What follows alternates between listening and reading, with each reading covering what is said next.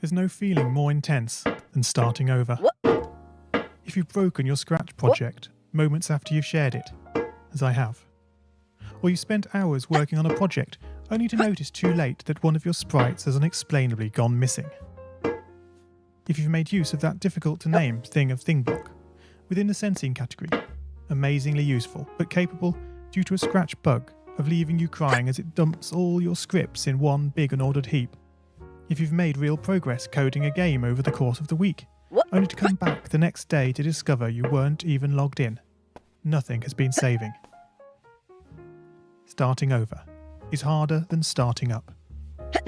If you're not ready for that, like if you've already had a bad day at school, then what you're about to go through may be too much. Feel free to go away and come back. I'll be here. Alright, thanks for coming with me on this trip. I'll understand if you need to take a break at any point. Just find a safe place to stop and remember to pause the game by pressing P. On Scratch you can find loads of remixed or reimagined recreations of existing games. And with good reason. George Bernard Shaw said, "Imitation is not just the sincerest form of flattery, it's the sincerest form of learning."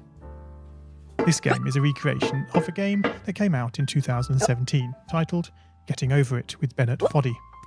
That game in turn was a homage to a free game that came out in 2002. Both games involved dragging yourself, using a hammer, up a mountain assembled from assets and objects sourced from many other games. It seems appropriate then that, when trying to recreate Getting Over It in Scratch, that we should construct our mountain from the same assets used in literally millions of Scratch projects, the unmistakable contents of the Scratch costume library.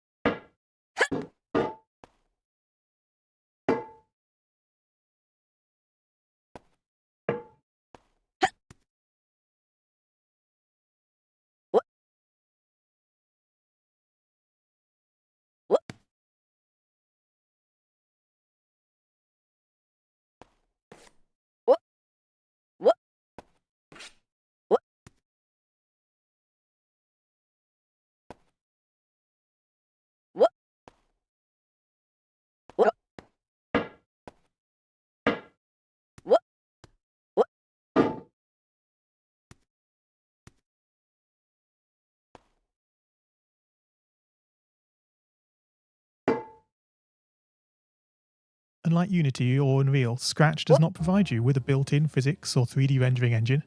It has no state-of-the-art debugger, you can't even pause your scripts.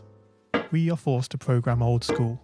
Our experience capped at 30 frames per second on a 480 by 360 pixel stage. But these very restrictions force us to experiment, to think out of the box, to grow as developers as we become masters of all things Scratch. And let's not forget, What we lack in technology, we make up for in community. This fantastic bunch of budding software engineers, building, learning, creating, playing, remixing, as diverse a group of people as the very scratch assets we now so skillfully attempt to ascend.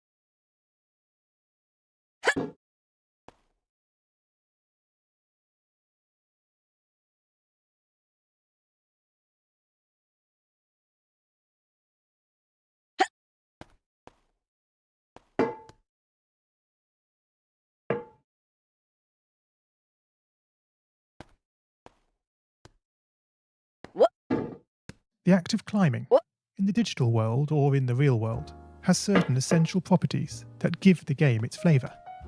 No amount of forward progress is guaranteed. When you start getting over it, you're standing next to a dead tree, which blocks the way to the entire rest of the game. You prod and poke at it, exploring the limits of your reach and strength, trying to find a way up. When starting a new Scratch project, that initial blank slate is both refreshing and at times a little scary.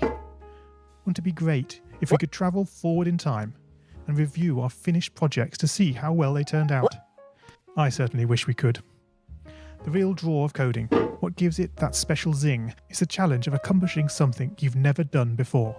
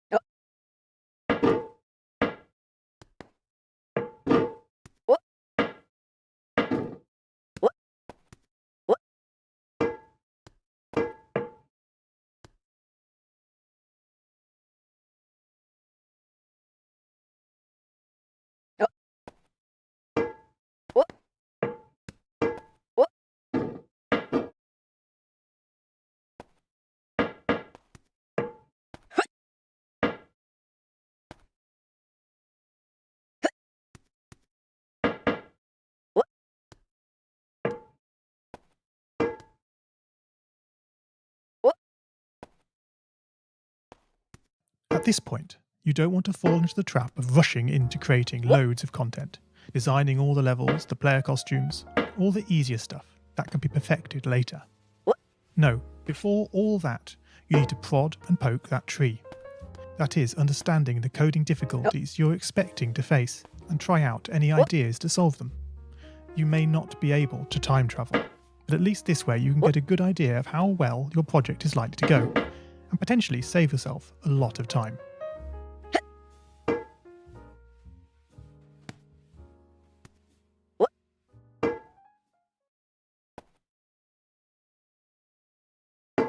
Oh man, you lost a lot of progress. Whoops, oh dear.